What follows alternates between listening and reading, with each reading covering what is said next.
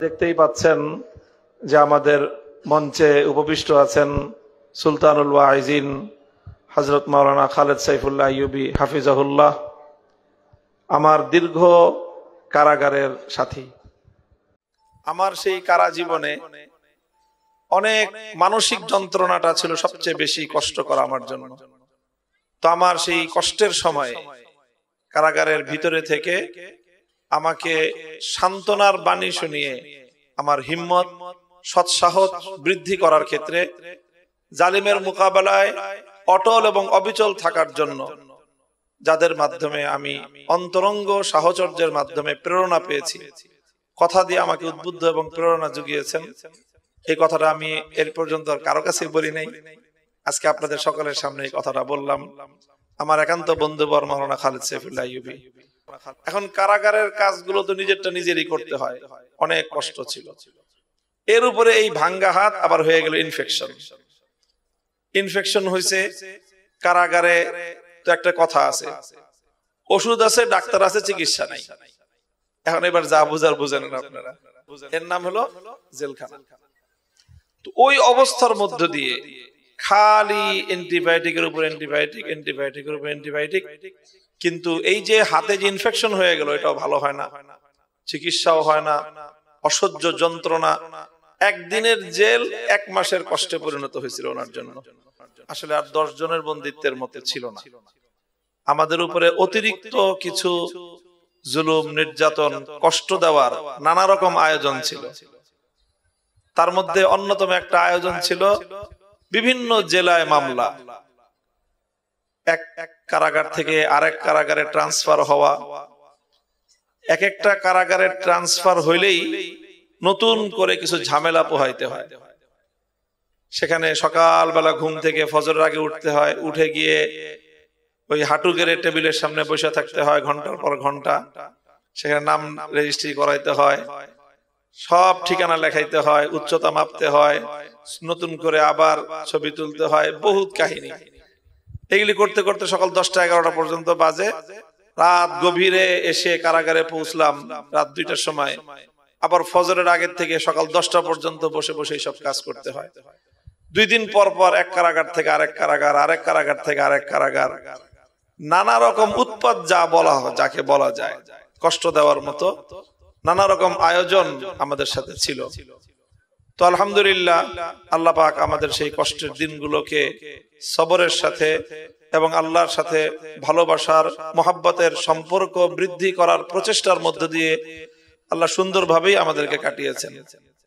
আমার সেই কারা জীবনে অনেক মানসিক যন্ত্রণাটা ছিল সবচেয়ে বেশি কষ্টকর আমার জন্য।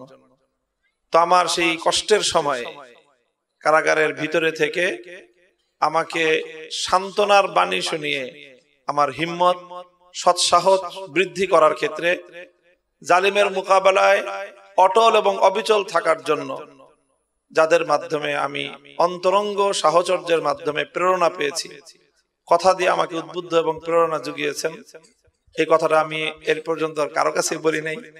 আজকে আপনাদের সকলের সামনে এই কথাটা বললাম। আমার একান্ত বন্ধুবর মাওলানা খালেদ সাইফুল্লাহ আইয়ুবী, আল্লাহ পাক রব্বুল আলামিন এর পরিপূর্ণ জাযা এবং উত্তম বিনিময় তাকে দান করুন।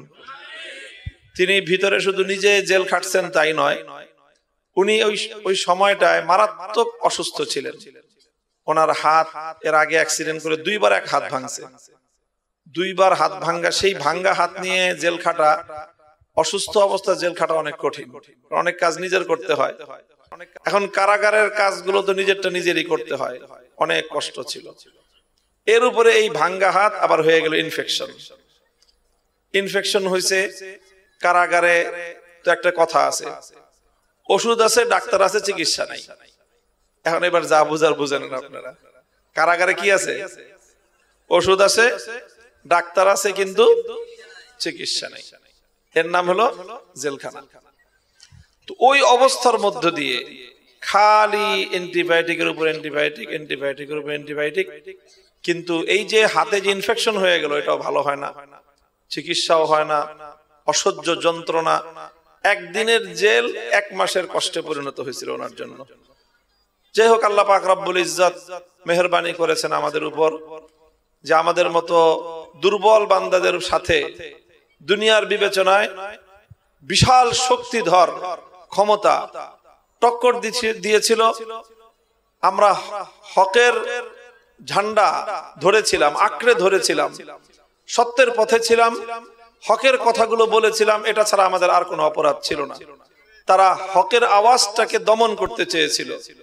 তো আলহামদুলিল্লাহ, আল্লাহ পাক রব্বুল ইজ্জতের যেই নিয়ম, যুগে যুগে যারা হকের আওয়াজকে দমন করতে চায়, ইউরিদুনা লিইউতফিউ নূরাল্লাহি বিআফওয়াহিহিম ওয়াল্লাহু মুতিম্মু নূরিহি, যারা হকের আওয়াজকে নিভিয়ে দিতে চায়, ইতিহাস বলে তারাই নিভে যায় এক সময়। হকের আওয়াজ এবং হকের এই মশাল কোনোদিন নিভে যায় না। আমাদের সৌভাগ্য হলো যে আমরা সেই হকের মশালটা ধরেছিলাম। সমস্ত ফজিলত এবং সমস্ত বরকত সত্য এবং হকের পথে। তো যাই হোক, আমি আমার বন্ধুবর এবং আমাদের এই জামিয়ার, এই মাদ্রাসার সাথে, আমাদের জামিয়া রহমানিয়া আরাবিয়ার সাথে, শাইখুল হাদিস আল্লামা আজিজুল হক রহমতুল্লাহ আলাইহির সাথে এবং তার পরিবারের সাথে, তার গোটা মিশনের সাথে জীবনকে একাকার করে দিয়ে পরিচালনাকারী হযরত মাওলানা খালেদ সাইফুল্লাহ আইয়ুবী হাফিজাহুল্লাহ, ওনাকে এখন আপনাদের সামনে উপস্থাপন করব। আমি আমার মুহতারাম মাওলানা খালেদ সাইফুল্লাহ আইয়ুবী হাফিজাহুল্লাহকে তশরিফ রাখার জন্য অনুরোধ করতেছি।